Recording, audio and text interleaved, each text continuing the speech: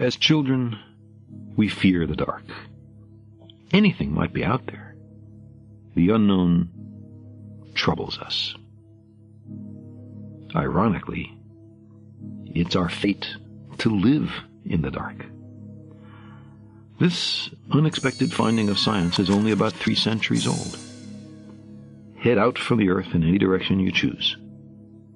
And after an initial flash of blue and a longer wait while the sun fades, you are surrounded by blackness, punctuated only here and there by the faint and distant stars. Even after we're grown, the darkness retains its power to frighten us. And so there are those who say we should not inquire too closely into who else might be living in that darkness. Better not to know, they say. There are 400 billion stars in the Milky Way galaxy. Of this immense multitude, could it be that our humdrum sun is the only one with an inhabited planet? Maybe. Maybe the origin of life or intelligence is exceedingly improbable. Or maybe civilizations arise all the time, but wipe themselves out as soon as they are able.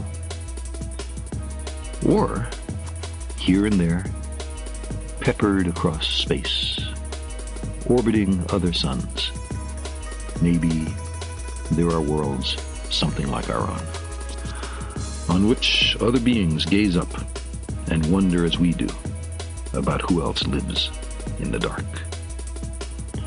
Could the Milky Way be rippling with life and intelligence, worlds calling out to worlds, while we on Earth are alive at the critical moment when we first decide to listen? Our species has discovered a way to communicate through the dark, to transcend immense distances. No means of communication is faster or cheaper or reaches out farther. It's called radio. After billions of years of biological evolution, on their planet and ours, an alien civilization cannot be in technological lockstep with us. There have been humans for more than 20,000 centuries, but we've had radio only for about 1 century. If alien civilizations are behind us, they're likely to be too far behind to have radio. And if they're ahead of us, they're likely to be far ahead of us. Think of the technical advances in our world over just the last few centuries. What is, for us, technologically difficult or impossible?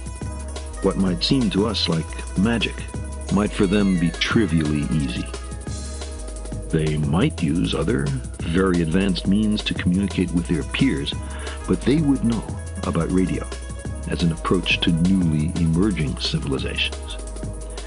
Even with no more than our level of technology at the transmitting and receiving ends, we could communicate today across much of the galaxy. They should be able to do much better, if they exist. But our fear of the dark rebels. The idea of alien beings troubles us. We conjure up objections. It's too expensive, some of us say. But in its fullest modern technological expression, it costs less than 1 attack helicopter a year. We'll never understand what they're saying, some of us say. But because the message is transmitted by radio, we and they must have radio physics, radio astronomy, and radio technology in common. The laws of nature are the same everywhere.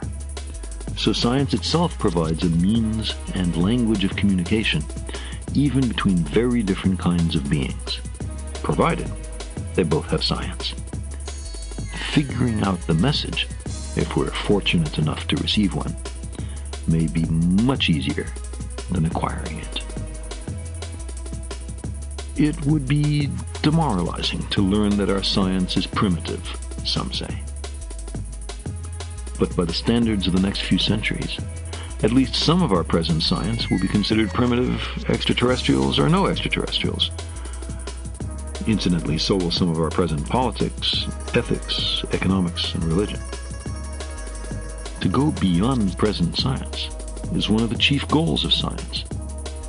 Serious students are not commonly plunged into fits of despair on turning the pages of a textbook and discovering that some further topic is known to the author, but not yet to the student. Usually, the student struggles a little, acquires the new knowledge, and following an ancient human tradition, continues to turn the pages. All through human history, some of us say, advanced civilizations have ruined civilizations just slightly more backward. Certainly. But malevolent aliens, should they exist, will not discover our existence from the fact that we listen. The search programs only receive. They do not send. You know, surprisingly many people, including New York Times editorialists, are concerned that once extraterrestrials know where we are, they'll come here and eat us. Put aside the profound biological differences that must exist between the hypothetical aliens and ourselves, and imagine that we constitute an interstellar gastronomic delicacy.